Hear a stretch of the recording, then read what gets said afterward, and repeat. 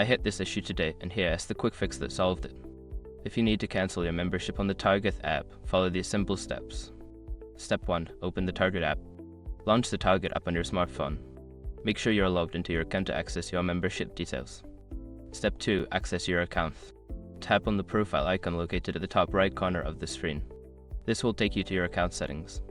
Step 3. Find membership details. Scroll down to locate the membership section. Here, you will see your current membership status and options. Step 4. Select Cancel Membership.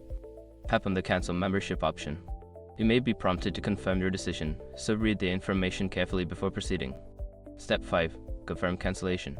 Follow the on-screen instructions to finalize the cancellation. You should receive a confirmation email shortly after. Keep an eye on your inbox to ensure it went through. Sometimes the cancellation option may not appear if you are in a trial period, so make sure to check your membership status first. I hope this helps you navigate the cancellation process smoothly. If you have any other questions, feel free to ask.